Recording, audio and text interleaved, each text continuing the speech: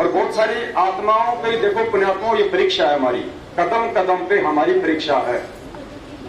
कोई भी व्यक्ति ये ना सोचे कि मैं तो सात संगति में जा रहा था, फिर कैंसिल हो गई, मेरा तो भाग्य ही फूटा पड़ा है, मैं तो जहां भी जाता हूं मैं तो हिसार गया, वहां भी मैं तो बीच रास्ते से गया, मैं तो किशनगढ़ गया, वहां भी मैं तो बीच रास्ते से गया।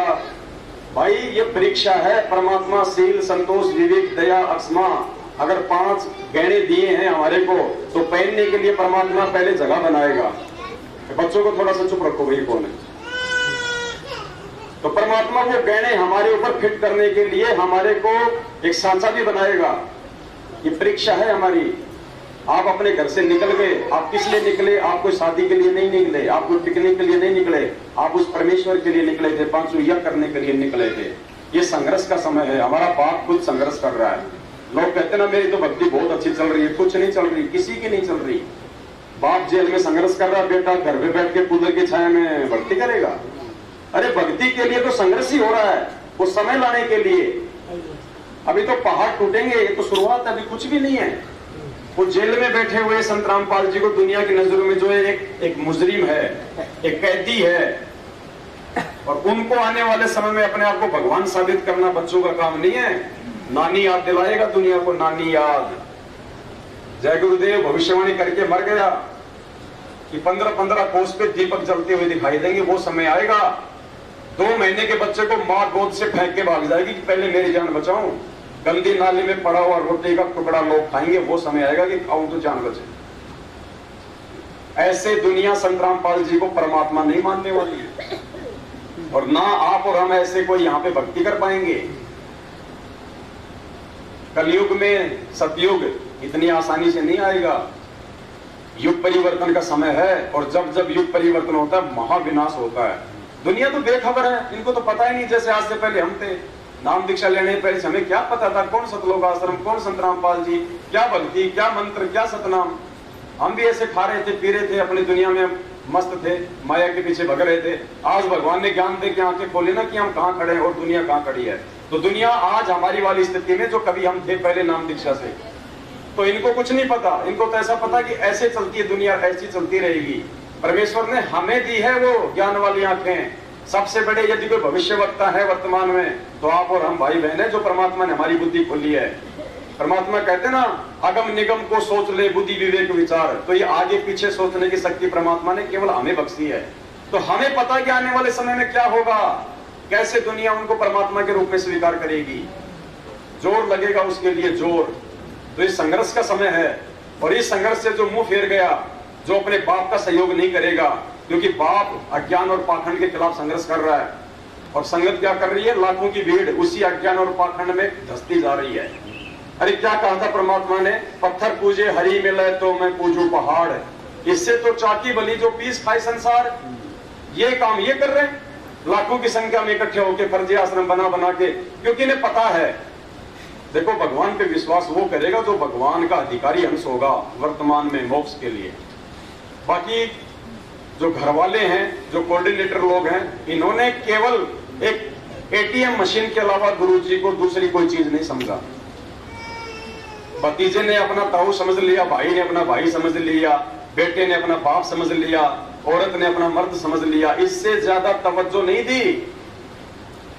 एक बार आश्रम की बात है, सुरेश वकील था, गुरुजी का करोथा के जो मुकदमे थे उनको हैंडल करता था। तो कोई जम्मू कश्मीर का था कोई मुकदमा, तो मैनेजमेंट वाले उसका सहयोग नहीं करते थे ज्यादा। ये महेंद्र वगैरह, ये बलजीत, ये रामकुमार ढाका, ये तो गर्मी का टाइम था, बेचारा थका हारा आश्रम के अंदर आया, सीधा गुरुजी के पास गया। गुरुजी वहां पे बैठे हुए थे चेयर पे, आसपास में पूरी मंडली बैठी हुई थी, महेंद्र था, बलजीत था, रामनिवास छावड़ा था, ये सारे थे। जाते उसने परमात्मा के चरण कमलों में दंडवत किया और दुखी मन से कहा कि परमात्मा, ये लोग आपको परमात्मा नहीं मानते। गुरुजी, ये लोग आपको परमात्मा नहीं मानते। तो गुरुजी दुखी मन से घुटनों पे हाथ रख के खड़े हुए और बोले, बेटा तू तो परमात्मा की बात करता, ये मुझे गुरु भी नहीं मानते। उन्हीं के मुंह के आगे कहा परमात्मा ने। तो बोले, आत्माओं, हमने इनको देख के नहीं चलना है। ये पत्थर पुजारी है, ये लोग, ये पाखंडी हैं, ये आन उपासना करते हैं आज भी। ये दाढ़ी मूछ वाली फोटो को भगवान मान के पूजना आन उपासना में आता है। पाखंड पूजा है ये। 650 साल पहले कहा था भगवान ने, पत्थर पूजे हरी मिले तो मैं पूजू पहाड़। मालिक ने पत्थर का नाम क्यों लिया? क्योंकि उस समय कैमरे नहीं थे, तो उस समय फोटो नहीं थी। फोटो होती तो परमात्मा क्यों पत्थर का नाम लेते? मालिक कहते थे फोटो पूजे हरी मिले तो मैं पूजू पहाड़। तो ये तो वही पाखंड पुजारी है, ये पत्थर पुजारी है। भगवान सामने खड़ा है, रोज संध्या आरती में अपनी जुबान से कहते हैं मेरे गुरुदेव भगवान दियो काट काट की फांसी। इनके साथ तो वो बन रही है जो वो चंद्र प्रभा और राजा वीर सिंह के साथ में बनी थी। वो जगन्नाथ तो बैठा था काशी में और वहां पे उस पत्थर के टुकड़े को वो चादर से ढाने गई थी धोती, तो जगन्नाथ तो बैठा हिसार जेल में और एक कागज के टुकड़े को जगन्नाथ मानकर ये उसको भोग लगा रहे हैं। बताओ कहां से उद्धार होगा, कहां से मोक्ष होगा भाई?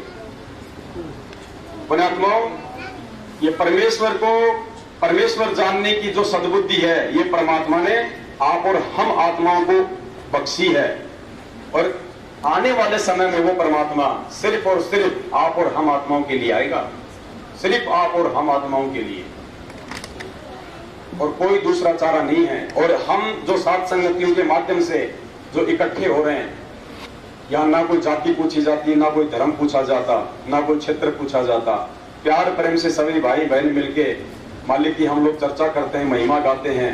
हम लोग जो प्यार प्रेम जो बढ़ा रहे हैं, ये परमेश्वर के इस कलयुग से सतयुग में जाने की प्रोसीजर है ये। यानी हमारी आत्मा उस परमात्मा को पुकार रही है, हमें कुछ नहीं पता चल रहा, हम आ रहे हैं जा रहे हैं, लेकिन हमारी जो आत्मा है वो चार्ज हो रही है। यहाँ आते ही बैठ के यहाँ परमात्मा को भोग लगता है, आत्मा चार्ज हो रही है। भोग लगा हुआ जो प्रसाद है हम वो ग्रहण कर रहे हैं, आत्मा चार्ज हो रही है। बैठ के पूरी रात परमात्मा के ज्ञान आधार से चर्चा होती है, आत्मा चार्ज हो रही है। परमात्मा ने आत्मा को ही चार्ज करना है, शरीर को चार्ज नहीं करना। तो ये आत्मा उस लेवल पे चार्ज हो रही है कि आज हमें उस परमेश्वर के अलावा किसी और की जरूरत ही नहीं है। आज देखिए मैनेजमेंट ने आज कितने काम कर रखे हैं, उन्होंने जो काम किए हैं वो परमात्मा को जेल से बाहर ना आने के काम है, क्योंकि किसी भी आत्मा को उस परमात्मा की जरूरत ही नहीं पड़ने दी जा रही है। भगवान की जरूरत क्यों पड़ती है? भगवान की जरूरत पड़ती है, सबसे पहले तो भगवान आके अपना ज्ञान देता है, ज्ञान से तो पहचान होती है ना। तो ज्ञान के लिए इन्होंने सभी टीवी चैनलों पे ये ज्ञान गंगा पुस्तक वगैरह जो भी था, इन्होंने अपने धार्मिक धंधे के लिए इन्होंने गांव गांव इन्होंने बंटवा रखी है। तो ज्ञान प्रचार के लिए गुरु जी की कोई आवश्यकता नहीं है। फिर आवश्यकता पड़ती है गुरु जी के सत्संग सुनने के लिए, तो सत्संगों की इन्होंने सारी व्यवस्था कर रखी है अपने धार्मिक धंधे के लिए। देखो कोई ये ना सोचे कि इन्होंने दुनिया को ज्ञानी बनाने के लिए या दुनिया का आत्म उद्धार करने के लिए ये टीवी चैनलों पे ये सत्संग चला रखे हैं। अंग्रेजों ने भारत में रेलवे लाइन, बंदरगाह, स्कूल, कॉलेज, रोड ये देश का विकास करने के लिए नहीं बनवाई थी, इस देश का सत्यानाश करने के लिए। जबकि मूर्ख लोग तो ये समझते थे कि ये भगत सिंह तो पागल है, ये चंद्र सिंह आजाद तो पागल है। पर देखो ना, इन अंग्रेजों ने वो विकास कर दिया जो आज तक नहीं हुआ। जबकि उन मूर्खों को ये नहीं पता था कि तुम्हारे देश का कच्चा माल इंग्लैंड में भेजने के लिए और इंग्लैंड से पक्का माल यहाँ पे 20 गुना ज्यादा कीमत पे बेचने के लिए यहाँ पे ये थोड़ा बहुत ये विकास किया जा रहा है। तो ये पुस्तकें जो बिकवाई जा रही है ना, ये दुनिया को ज्ञानी बनाने के लिए, उनका उद्धार करने के लिए नहीं बिकवाई जा रही।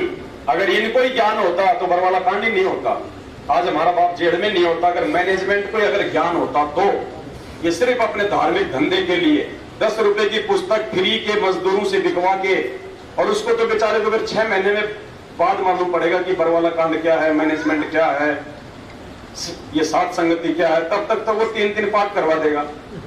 तो इनका तो 10 रुपए की पुस्तक फ्री के मजदूर कम से कम 30-40 हजार रुपए आ गए, बाकी फिर वो भाड़ में जाओ इनकी तरफ से। पुण्यात्माओं, हमें है जरूरत परमात्मा की। फिर गुरु जी की जरूरत पड़ती है नाम दीक्षा के लिए, तो वो भी इन्होंने सारी व्यवस्था शुरू कर रखी है। फिर जरूरत पड़ती है सतनाम के लिए, वो भी मिल रहा है। बीच में मर्यादा खंड हो जाए, नाम शुद्ध, वो भी व्यवस्था हो रखी है। सारी चीजें जो परमात्मा जो करते हैं और एक आत्मा को जो अपने भगवान से जो चीजें चाहिए होती हैं, वो सारी चीजें इन्होंने बाहर संगत में शुरू करवा रखी है। तो भाई मटके के पास तो वो जाएगा जिस व्यक्ति को प्यास होगी, और 24 घंटे आप जिसके गले में पानी का गिलास उंडेल के रखोगे, उसको क्या जरूरत है उसको मटके के पास जाने की? तो पुण्यात्मा वो परमात्मा और हमारे लिए आएगा, क्योंकि हम प्यासे हैं उस परमात्मा के। हमारी आत्मा उस परमात्मा को पुकार रही है, इसलिए परमेश्वर आएगा, क्योंकि हम परमेश्वर को भोग लगा के हम उसको याद कर रहे हैं, हम उसको बुला रहे हैं। हमें जरूरत है उस परमेश्वर की। हम इनसे कोई फर्जी सारनाम नहीं ले रहे, चाहिए हमारे को 1 लाख रुपया साथ में क्यों ना दो कि आओ सारनाम ले लो और 1 लाख रुपए का चेक लो, हमें नहीं चाहिए, हम ठोकर मारेंगे। क्योंकि हमें हमारे भगवान से हमें हमारे सतगुरु से ज्यादा प्यारा ये सारनाम नहीं है। सारनाम से सतगुरु नहीं है, सतगुरु से सारनाम है।